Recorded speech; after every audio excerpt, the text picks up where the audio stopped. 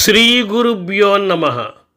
భక్తుల హృదయాలలో ఆధ్యాత్మిక అనుభూతులు నింపే సుప్రసిద్ధ పంచారామ క్షేత్రాలలో సోమారామం ఒకటి.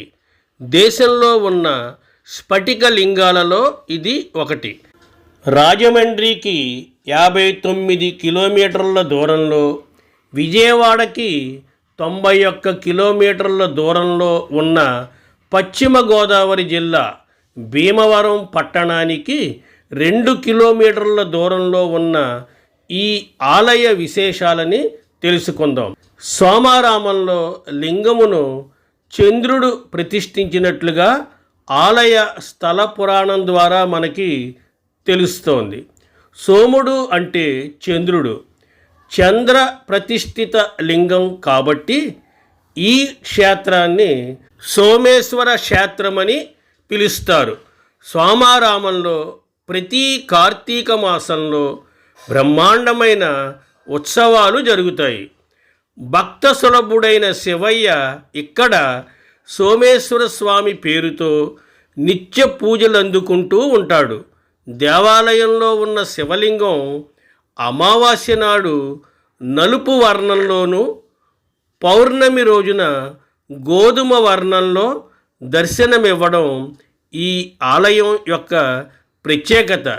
చంద్రుడు ప్రతిష్ఠించిన కారణంగానే ఆయనని అనుసరిస్తూ ఈ శివలింగం రంగులు మారుతూ ఉంటుందని చెబుతూ ఉంటారు.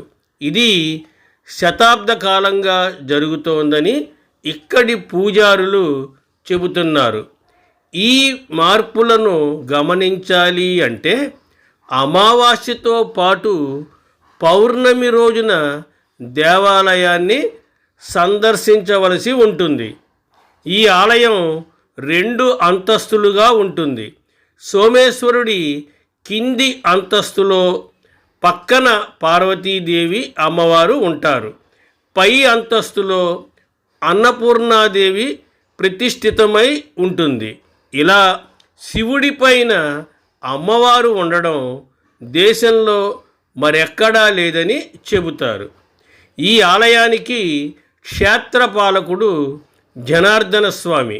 దేవాలయం ముందు భాగంలో 2 నందులు ఉండగా ధ్వజస్తంభం వద్ద మరో నంది ఉంటుంది.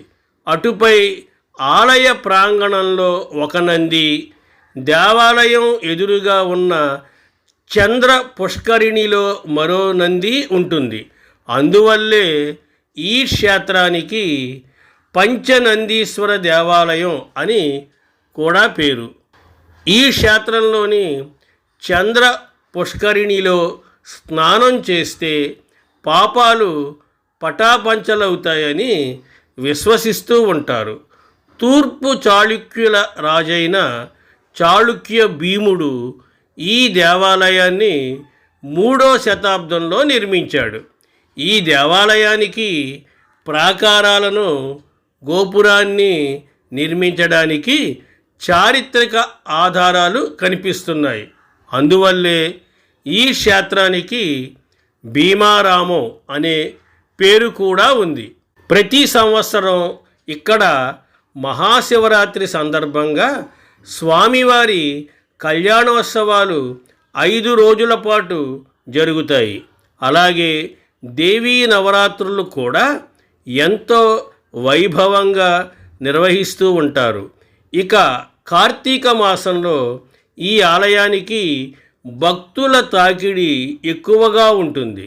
ఇక్కడి శివలింగం రంగులు మారడం వెనక ఉన్న మిస్టరీ ఇప్పటికీ ఎవరూ ఛేదించలేకపోయారు. మనం కూడా సోమేశ్వర స్వామిని దర్శిద్దాం, సకల శుభాలు పొందుదాం. ఓం నమః శివాయ.